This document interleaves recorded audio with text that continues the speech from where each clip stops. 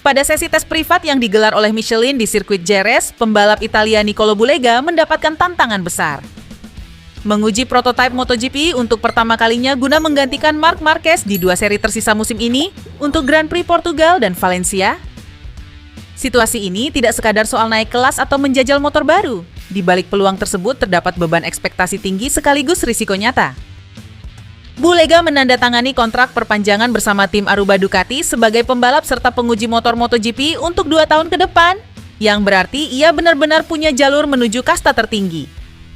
Dengan Marquez cedera dan tidak bisa membalap di 2 seri akhir, kesempatan Bulega muncul untuk mencuri tempat sebagai pengganti dan dengan demikian membuktikan kapasitasnya di level MotoGP. Namun Bulega sendiri mengaku bahwa risiko mempermalukan diri sendiri sangat besar jika tiba-tiba masuk langsung ke MotoGP tanpa pengalaman sebelumnya menjalani motor prototipe tersebut. Baginya, MotoGP bukan sekadar kecepatan. Motor yang digunakan jauh berbeda dengan tunggangan di World SBK dari sistem elektronik, ban, hingga aerodinamika. Ia sadar satu kesalahan kecil saja bisa berakibat fatal. Pihak Ducati pun paham posisi sulit ini. Mereka ingin memberi kesempatan pada Bulega, tapi juga tak mau melemparkannya ke tengah badai tanpa persiapan. Mauro Gracili, Direktur Olahraga Ducati Corse, menegaskan bahwa mereka ingin Bulega naik kelas dengan langkah yang tepat, bukan tergesa-gesa. Kesimpulannya, peluang dan risiko berjalan beriringan.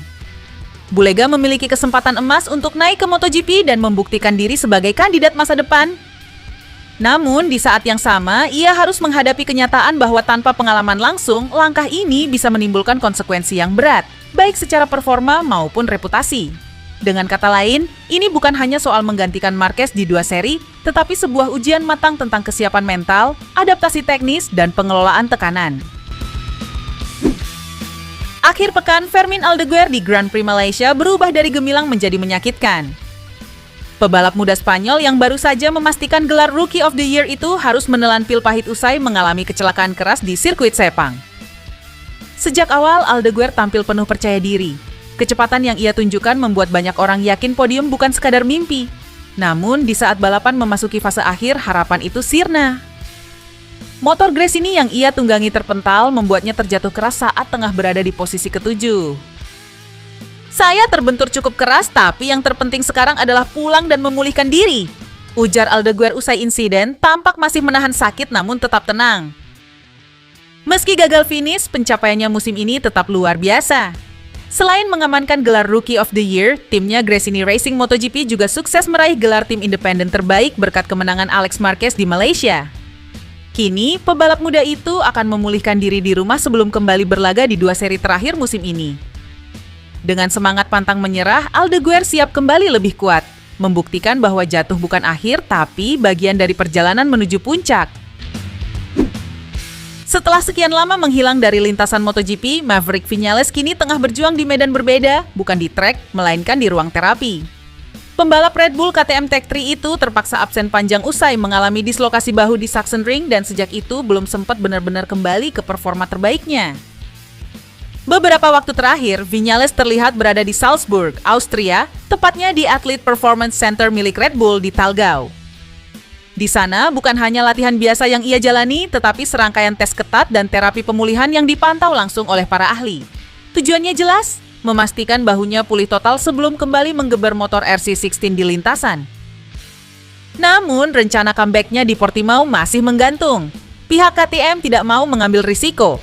Direktur KTM Motorsport, Pete Beirer, menegaskan bahwa tim kini tak lagi terpaku pada kalender balapan, melainkan pada data medis dan hasil pengukuran yang nyata.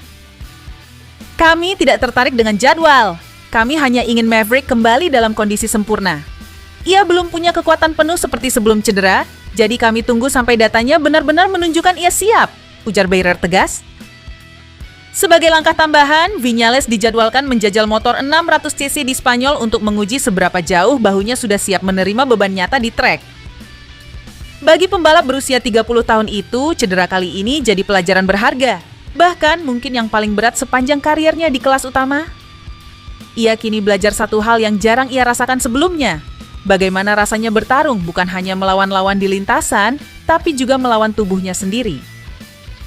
Meski masa depannya di sisa musim ini masih belum pasti, satu hal jelas, Viñales belum menyerah.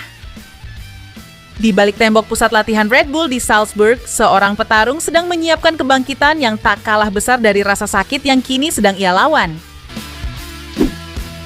Tim SIK 58 sudah secara terbuka mengincar Detweiler untuk 2026, namun ia masih dalam pemulihan serius pasca kecelakaan. Hal ini berarti kontrak atau pengumuman resmi bisa tertunda sampai kondisi fisiknya membaik. Di tengah suasana duka dan kecemasan yang menyelimuti dunia Moto3 setelah tragedi di Sepang, Paolo Simoncelli berbicara dengan nada penuh harapan. Bos tim SIK 58 Squadra Corse itu menegaskan satu hal yang pasti. Noah Detweiler tetap akan menjadi pembalap timnya untuk musim 2026. Detweiler yang mengalami kecelakaan tragis di Grand Prix Malaysia masih berjuang memulihkan diri. Ia sempat 2 kali mengalami henti jantung, kehilangan limpa, dan menderita cedera serius lainnya. Ayah dari Simoncelli ini tak bisa menutupi perasaannya ketika mengenang insiden itu. Selain topik Detweiler, Simoncelli menyoroti timnya setelah hasil pahit di 2 seri terakhir, Australia dan Malaysia. Ia menyamakan performa timnya dengan kue yang keluar dari oven tapi tak mengembang sempurna. Pembalapnya, Stefano Nepa dan Luca Luneta juga tak luput dari sorotan. Untuk Nepa, Simoncelli kecewa karena finish di posisi terakhir, sesuatu yang menurutnya tak bisa dijelaskan. Sedangkan Luneta dinilainya terlalu tergesa-gesa mengejar hasil.